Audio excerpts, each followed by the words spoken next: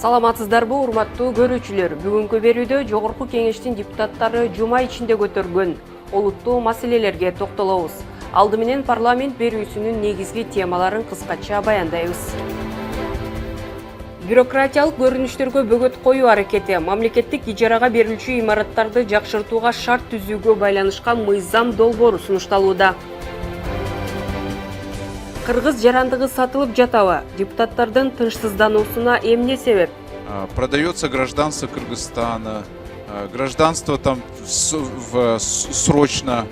То есть вот таких компаний очень много, которые стригут иностранцев. Кыргызстанда мыйзам бузган чет өлкөлүк жарандарга чара көрүү күчөтүлөт. Парламентте жаңы мыйзам долбоору каралды.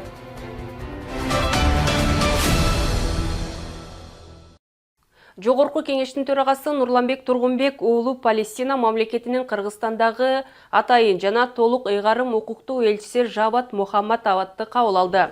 Жолугушууда эки өлкө ортосундагы саясий, экономикалык, маданий, гуманитардык байланыштарды арттыруу маселеси талкууланып, Палестинадагы азыркы кырдаал боюнча да сөз болду. Төрага Нурланбек Тургунбек уулу Кыргызстан Палестинадагы коогалуу окуяларга, анын ичинен Газа тилкесиндеги согуштук жагдайга тынчсыздануу менен байкоо салып жатканын белгилеп, чыр-чатактын кесепетинен жакындарын жоготкон үй бүлөлөргө жана бардык палестиналыктарга Жогорку Кеңештин жана жеке өзүмдүн атымдан терең кайгыруу менен көңүл айтам. Биз адамзат тарыхындагы бул кайгылуу аламаттын тезирээк токтошуна тилектешпиз.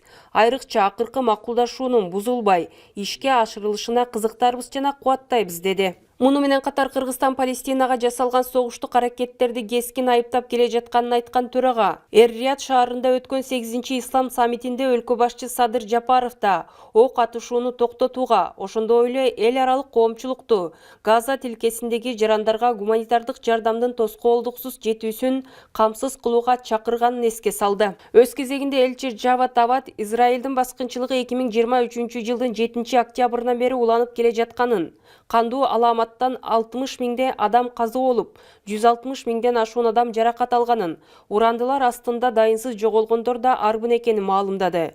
Ошондой эле Газа тилкесиндеги инфраструктура толугу менен талкаланып, турак үйлөрдүн 85% кыйроого учураганын кошумчалады. Кыргызстан санариптештирүү маселесинде кечигип жатат. Жогорку Кеңештин төрагасы Нурланбек Тургунбек уулу бул маселени жалпы жыйында көтөрүп, санариптештирүү министрлигинин ишин сынга алды. Парламент жетекчиси аймактарды санариптештирүү системасы жеткиликтүү болбогондуктан шайлоочулар арасында нааразычылыктар көп экендигин жүйө келтирип, аталган маселе Жогорку Кеңештин жалпы жыйынында карала турганын билдирди. Биз кыйла артта калып кетип атабыз. Санарип министрлигинин ишмердигине жеке эле Жогорку Кеңештин депутаттары эмес, көпчүлүк кыргыз жарандары элибиз нааразы. Бул маселе боюнча Алмаз Акунжанович, сиз дагы кулак кагыш кылып айтып, дайындап коюңуз. Жакынкы жыйындарыбызда санарип боюнча атайын бул жерде маселени карайбыз. Жогорку окуу жайлар, эркин экономикалык зонага тиешелүү жерлер, мамлекеттик, муниципалдык мүлктү ижарага берүүдө андан түшкөн каражатты жоопкер тармакка өткөрүп берүү каралууда. Мындай кадам менен депутат айрым бюрократиялык көрүнүштөргө бөгөт коюлуп, мамлекеттик ижарага берилүүчү имараттарды жакшыртууга шарт түзүлөрүн белгиледи. Бул тууралуу маселе Жогорку Кеңештин бюджет, экономикалык жана фискалдык саясат боюнча комитетинин жыйынында каралып, салыктык эмес кирешелер жөнүндө кодексине өзгөртүүлөрдү киргизүү тууралуу мыйзам долбоорунун концепциясы колдоо тапты.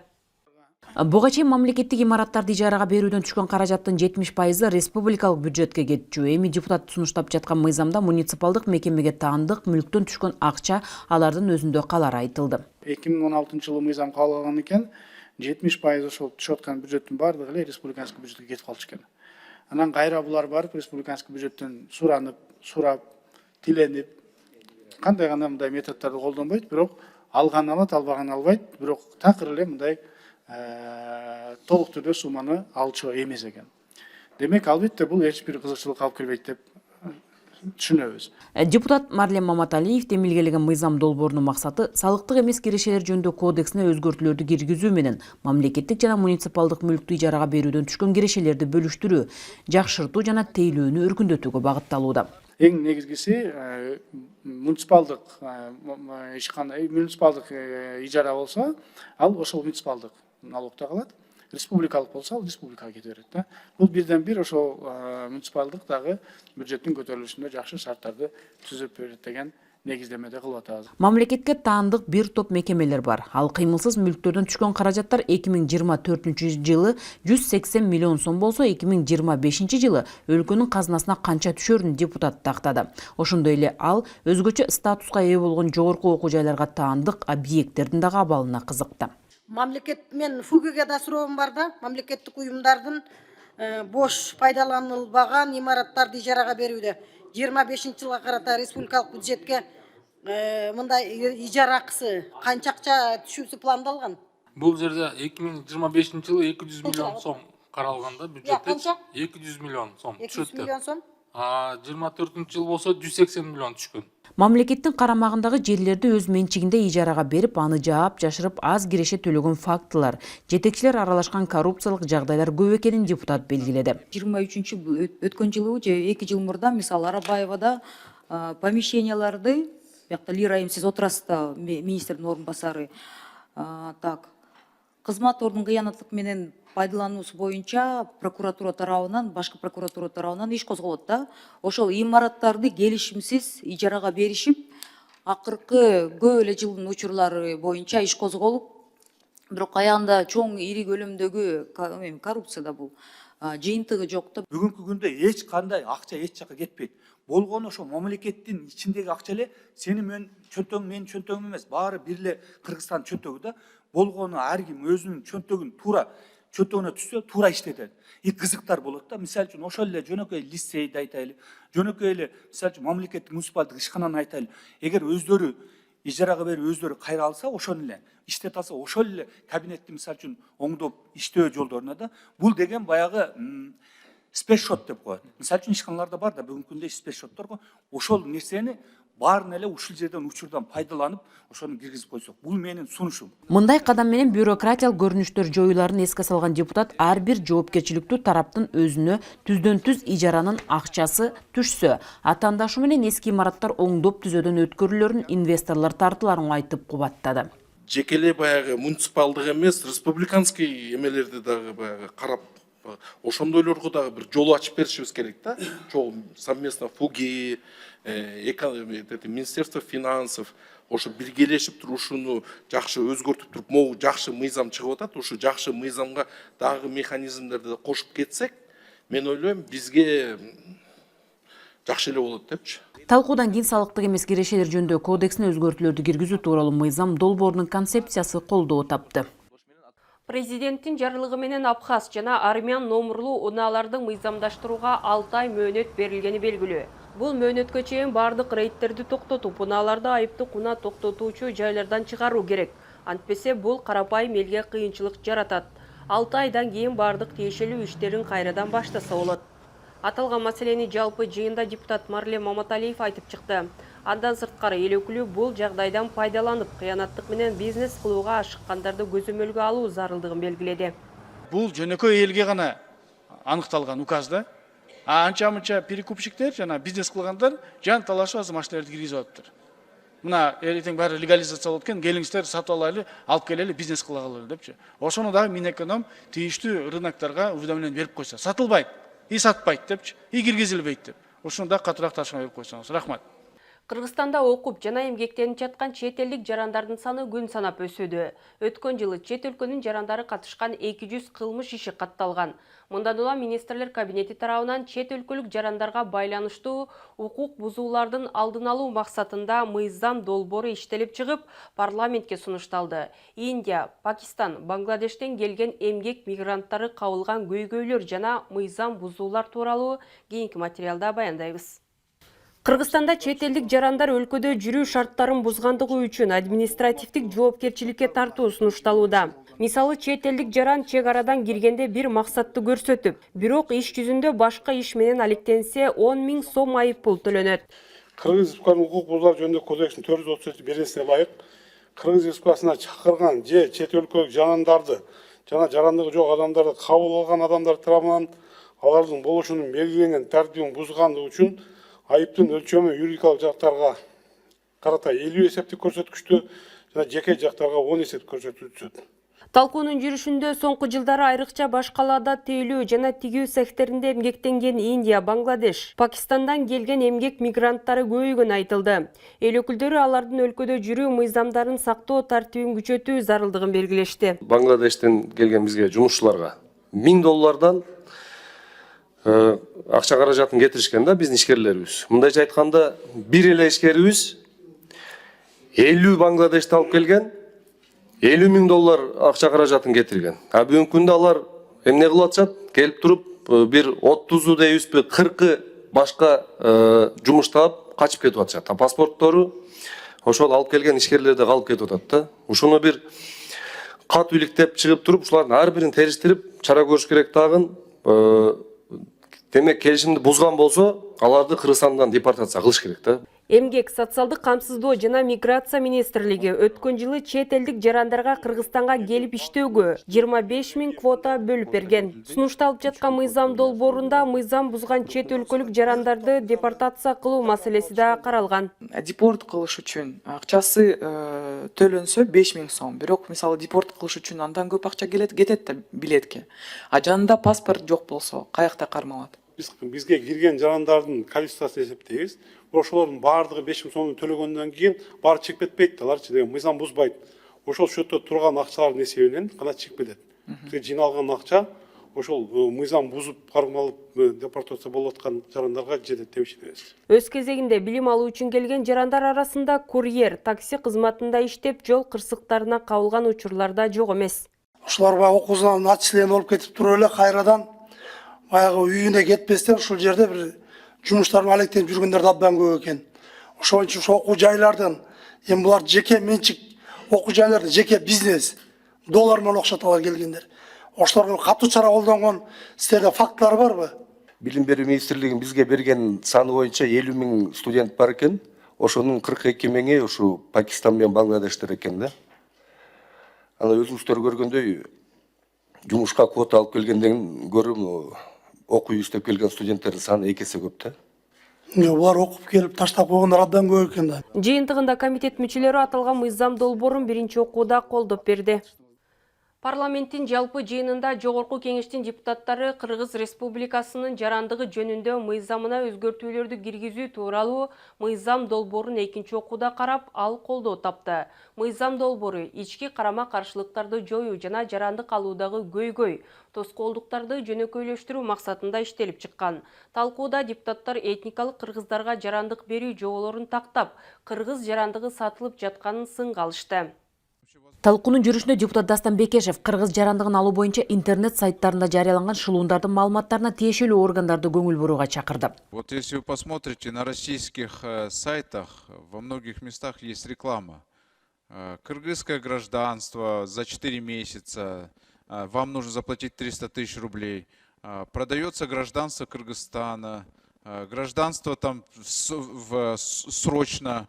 То есть вот таких компаний очень много, которые стригут иностранцев, а потом я вот не знаю, что с ними происходит, и ни разу я не слышал позицию государственного органа, что это мошенничество, что это невозможно. А вы сейчас говорите, да, это оказывается возможно теперь. Нет, это не совсем возможно. Дастан Далбаевич, это министерство неоднократно говорило, что это мошенники. Депутат Эмил Токтошев акыркы жылдары кыргыз жарандыгы арбын берилип, өлкө жарандары тарабынан эркин сатылып жатканын сынгалды. Ара түшкөн жок деп отурганда, анда ушуну жүрөйүн отур, ара түшкөн жок деп. Демек бирөөнүн кызыкчылыгы бар анда. Астыртан бирөө иштеп атат анда. Эмне үчүн Өзбекстан граждансын сатабыз, Казакстан граждансын сатабыз дебейт. Кыргызстандын ачык жазып атат. Кыргызстан граждансын сатабыз атат. Алып беребиз, кайрылабыз деп бизге деп. Кесиптешинин сөзүн улай Бактыбек Марипов жасалма паспорт берүү иш-аракеттерине бөгөт коюуну талап кылууда. Дүйшөев Тынчтыкбек Топчубаевич. 2016 жылы ушул жараныбыздын паспортун Аламидин районунан башка кишиге жасап берип салган да. 7 жылдан бери кайрылып атам, эч кандай жыйынтык жок.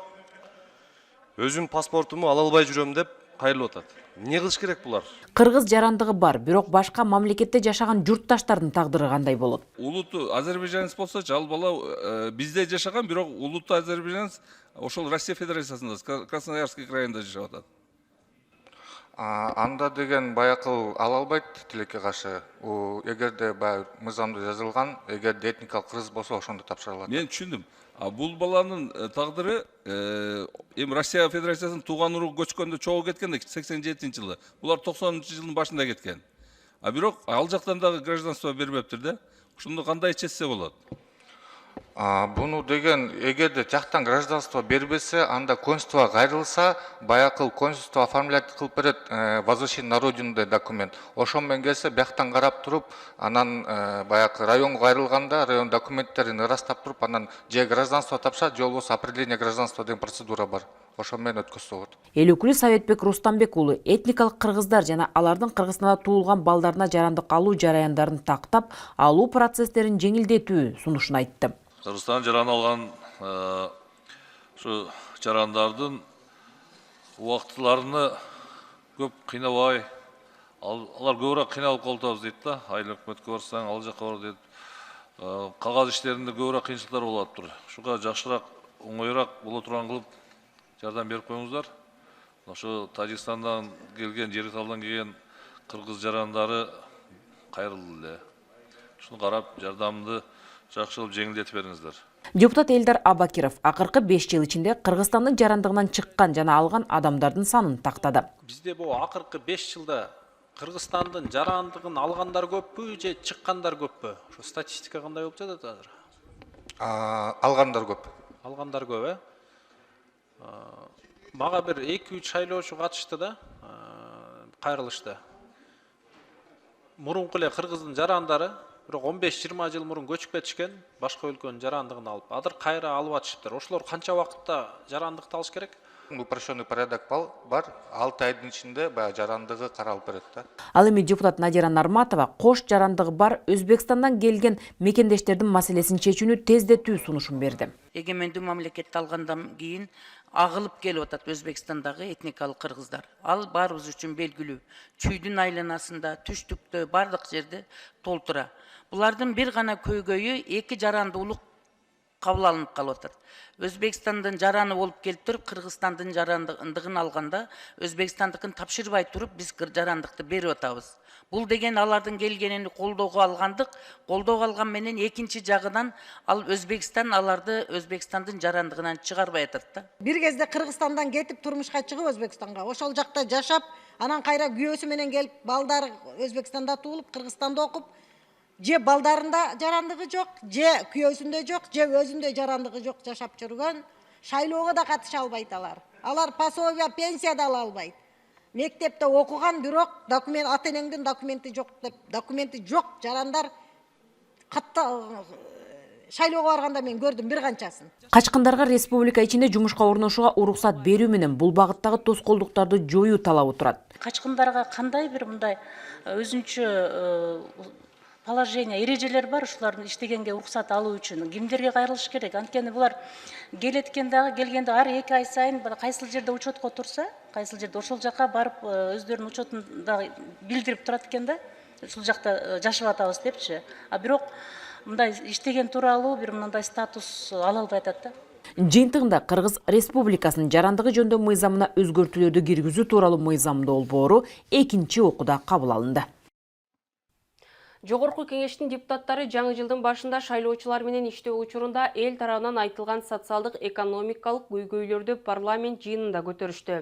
Элдин үнүн жеткирүүгө регламент боюнча ар кандай маселелерге 2 саат бөлүнгөнүнө карабай, парламентарийлер добуш менен убакытты узартып, сөзгө жазылган ар бир депутат актуалдуу көйгөйлөрдү ортого салышты. Депутат Дастан Бекешев бишкектиктерди соңку айларда таштанды чыгаруу үчүн келген эсептерди текшерүүгө чакырды. Айтымында тазалык ишканасы тарабынан кызмат көрсөтүүлөрдүн баасы негизсиз жогорулатылган. Я не знаю, кто это сделал, кто натворил это, и надо наказать его за то, что он столько проблем людям создал. Сейчас все ходят, перерасчет просят, а решения, к сожалению, до сих пор нет. Виноваты получились граждане из-за этой ошибки. Башка экологиялык көйгөйгө айланган Борбор калаадагы ыш маселеси дагы депутаттарды кайдыгер калтырган жок. Элибиздин эң керектүү бул ден соолугу да, эң баалуусу. Ошон үчүн ушул маселени дагы бир дыккаттуу карашыбыз керек. $50 миллион кредитке биз ратификация кылып бердик. Андан сырткары 10-20 миллион гранттар келип атат ушу абаны тазалоо боюнча. Бирок эч кандай жыйынтык жок, көрбөй атабыз. Суук түшөөрү менен жугуштук оорулардын көбөйүшү саламаттыкты сактоо тармагын бир топ түйшүккө салып келет. Буга тынчсызданган эл өкүлдөрү Бишкекке жаңы оорукана куруу зарылдыгын көтөрүштү. Мына республикалык жугуштук ооруканага өзү 500 койка бар экен, 600 адам жатат дейт. Мына коридордо да жатып лечение алып атышат дейт да. Айтарым эмне, мына Бишкек шаарында 1 миллион 200 миң ашык адам жашайт да. Мына жугуштук оорулар абдан көбөйүп жатат. Ошон үчүн мына тез арада ушул жылга сунушум киргизиш керек. Аймактардагы элдин көйгөйлөрүн угуп келген депутаттар негизинен социалдык объекттер боюнча маселелерди козгоп, көбүн эсе билим уяларынын курулушун тездетүү керектигин белгилешти. Талас районуна караштуу Бешташ айыл өкмөтүнө Атай Огонбаев айылындагы Козубек аттуу орто мектеп бар. 300 орунду мектепте 900-дан ашык миңге чукул бала окуйт экен. Азыр капсула салынып, подвалдан көтөрүлгөн да. Ошондой эле Ак Кый айылындагы мектеп курулмак эле, Оттук айылына курулмак эле, Эңбекчил айылына курулмак эле, Шоро айылына курулмак эле, Эки Нарын айылына курулмак эле. Булар азыр экспертизада. Ошондой эле кээ бир элеттерде бала бакчалардын тартыштыгы көкөй кескен көйгөй бойдон калууда. Село Новопокровка, детский сад. 15 лет почти стоит это детский сад. И никак не могут профинансировать это детский сад. 10 айылга барсаң, 7-8-үндө бала бакча жетишсиз. Мугалимдер боюнча чоң иш кылыныш керек. Өзгөчө ушул кыргыз тилдүү мектептерде мугалимдердин мындай сапатын жакшы көтөрбөсөк, биз кыргызча билим берүү деңгээлин өстүрө албайбыз. Билим сапатына тынчсызданган парламентарийлер мугалимдерди ишембиликке катышуудан четтетүү керектигин дагы кошумчалашты. Келгиле ушул мугалимдерди биз ушул көчө шыпыргандан куткаралычы, Алмаз Акымжанович. Муну билим берүү министрине дагы айтыңыз, ар бир райондо мугалимдерди чыгарып алып көчө тазалатабыз да, бул уят. Мектептерди оптималдаштыруудан кийин жаралган транспорт көйгөйлөрү да азыр шарты катаал аймактарда курч. Окуучулар таң аткандан автобуска түшүп, кайра барып, кайра келгичекти кышындасы суук, жазындасы ысык, жолду шартты жакшы билесиз. Ушуга ата-энелердин наразычылыгы өтө чоң болуп атат да. Отурумда таза суу, электр жарыгы жетпей, жол маселеси курч болгон аймактардагы калктын арыз муңун да ортого салышты. Каракулжа районуна караштуу Алайкы айыл аймагында Ара Булак айылында 2017 жылы айыл статусу алынганда, ал жерде 30 кожолук жашайт, 117 адам жашайт да. Айылга ушул убакка чейин электр жарыгы кирген эмес. Жол начар, көпүрө жок. Таян, Сай, Сырт, жана Айдеркенге чыккан жолду, ошол где-то бир көп болсо бир 10 километр ошол жер. Может быть 15 километрдер. Кичинекей эле жер да. Ошону салыш керек. Жазгы талаа жумуштарына дагы даярдыкты азыртан көрүү керек. Мамлекет тарабынан арзан кредиттер белгиленген. Ошону мынал мамлекеттик банктар менен дагы бир сыйра көзөмөлгө алып тапшырма берип койсоңуздар, уже мына 15 январь болуп атат. Эртең мына февралдын 10-унан баштап уже жазгы эгин башталат, эгүү. Ошого азыркы күндөн баштап очередтерин карап, мындай тез жол менен акчаларын алып алышса, урук, айдап себүү иштерине өтө жеңилдик болмок. Ошондой эле депутаттар Лейлек районунун арка айылындагы снаряддын жарылышы боюнча комиссия түзүүнү демилгелешти. Эмне себептен мындай болуп атат? Бул снаряд кайсы жактан келип, бирөө таштап кеттиби? Ушул маселесин кылдаттык менен карап чыгыш керек. Эмгек миграциясына байланыштуу маселелер дагы козголду. Ал эми Балбак Төлөбаев депутаттардын дарегине келген кайрылуулардын көбү сот органдарынын ишине байланыштуу экендигин белгилеп, парламентте жогорку соттун өкүлчүлүгүн ачууну сунуштады. Жогорку кеңештин социалдык саясат боюнча комитетинин демилгеси менен эл өкүлдөрү Айбек Маткеримов, Марлен Маматалиев, Эрнис Айдаралиев чет элдик фармацевтикалык компаниялардын өкүлдөрү менен жолугушуу уюштурду. Аталган иш чаранын демилгечиси социалдык саясат боюнча комитеттин төрагасынын орун басары депутат Айбек Маткеримов менен кесиптешим кененирээк маектешти. Саламатсыздар, урматтуу телекөрүүчүлөр. Жогорудагы темага улай биз атайын студиябызга Жогоркештин депутаты Маткеримов Айбек Тураталиевичти чакырдык. Саламатсызбы? Жогоруда иш чара өттү, атайын сиздер кереге кеңеш өткөрдүңүздөр. Өзүңүздөн тактап кетели дедик. Деги эле фармацевтикалык компаниялардын өкүлдөрүн чакырдыңыздар, чет элдик. Бул кереге кеңештин максаты эмнени көздөдү, ошого токтолсоңуз. Рахмат. Өзүңүздөргө белгилүү болгондой биз кышкы эс алуудай биздин шайлоочулар менен жолугуп келдик да, анда дагы ушул өтө көптөгөн элдин суроо талаптары бар экен да. Ошол эле мен бүгүнкү бизди студияда сөз кылып отурган ушул дары дармектер боюнча дагы өтө көп мындай сын пикирлер айтылды. Жетишпегени, жоктугу, кымбаттыгы, бүгүнкү күндө күндөн күнгө дары кымбаттап жатканы боюнча элдер өздөрүнө мен элдин өкүлү катары көптөгөн ооз-эки дагы кат жүзүндө дагы кайрылуулар болду да. Ошонун угуп баарынын анан мен ушул келген инвесторлор менен жолугууга макул болдум. Аларды тааныбасам дагы, билбесем дагы оюн, угайын чындыгында ушул жерде мен элдин өкүлү катары ушул жерге бир аянтчаны түзүп берип, мамлекеттик органдын жетекчилери менен, инвесторлор менен кошо баарын угуп көрөйлү. Балким ошол биздин бүгүнкү күндөгү элибиз коюп аткан талаптарга, элибиз дуушар болуп аткан терс көрүнүштөргө пайдасы тиет деген ойдо кечээки жыйналышты өткөрдүк да. Бул жыйналышта же менин бир кызыкчылыгым, же болбосо ошол мамлекеттик органдардын кызыкчылыгы, же ал бир инвесторлордун кызыкчылыгы эмес. Бул жерде элибиздин кызыкчылыгы, мамлекетибиздин кызыкчылыгы үчүн ушул жолугушуу өттү. Биз мен жолугушуунун жыйынтыгында билдим, ушул кечээки келген инвесторлордун кээ бирлеринин өздөрүнүн жанагы чыгарган заводунан өндүргөн дары дармектерди бизге ортомчулар аркылуу алып келип сатат экен. Алар айтып атат, биз ошол заводду куруп берели, силерге керек экен. Ошону ушул мамлекетке бир жардамыңыз тийсин деп атат. А бул жакшы көрүнүш да. Мындай инвесторлорду мен ойлойм, кармап калыш керек. Мындан ары жумуш бул ошол тиешелүү министрликтердин жумушу. Алар кандай мамиле түзүп, эгер керек болсо алып калып иштете алат. А мен болгону ушу элдин талабы үчүн инвесторлорду ушул мындай жолуктуруп аянтча түзүп бердим. Сиз айтып өткөн ушул чет элдик инвесторлорго ишенүүгө кепилдик барбы негизи? Эми булар мындай деп айтып атышат да. Булар кайра бизден кепилдик сурап атат. Силерден кепилдик, биз баарын өзүбүз салайлы дейт. Бул кээ бир инвесторлор бар эмеспи, келип туруп силер мамлекет дагы берсин, анан мен берем тиги бул дегенде. Булар баарын өзүбүз алып келип салайлы дейт. Болгону мыйзам менен биздин баягы коргоп бергиле, мыйзам менен ошол биздин чыгарган продукцияны ушул сиздердин мамлекет алсын, анан бизди кайра эле ошол баягы ашканыны экспорттоого мүмкүнчүлүк бергиле деп. Алар кайра бизден кечээ ошо сөздөрүндө ошолорду айтышты да. Биз алардан эмес, алар бизден мындайча айтканда кепилдик сурады. Анткени алар баарын өздөрү кылып атат. Мамлекеттен болгону жер сурап атат. Ушундай жер болсо, бөлүп ажыратып берсеңер, биз баарын өзүбүз сырьёлордон алып келип туруп куруп чыгарып берели деген оюн айтышты. Сиздер мыйзам жазуучу катары мыйзам чегинде коргоп берели деген. Биз эми ошол мыйзам чегинде ар бир инвесторду ушундай таза инвесторлорду колдошубуз керек, коргошубуз керек мыйзам чегинде.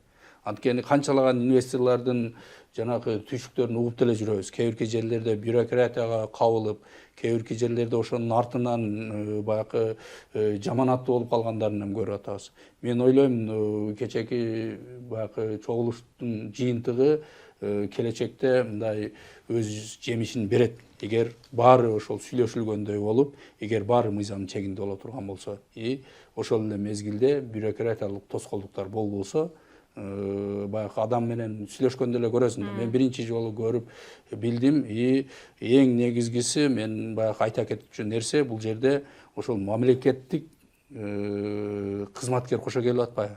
Саламаттык сактоо министринин орун басары чогуу келип атат. Бул деген нерсе мен ойлойм, бул алардан бир келерде мындай бир жаман ойлор болсо, мамлекеттик кызматкер кошулбаса керек эле деп.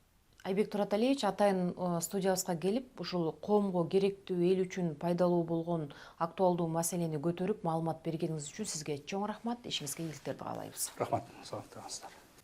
Парламент берүүбүздүн бүгүнкү чыгарылышы мына ушундай маанилүү маалыматтар менен соңуна чыкты. Ушул жана башка жаңылыктар менен кененирээк кеңеш KG сайтынан таанышсаңыз болот. Эфирде сиздер менен мен Тазагүл Эмилбекова болдум. Кийинки жолугушууга чейин аман болуңуздар.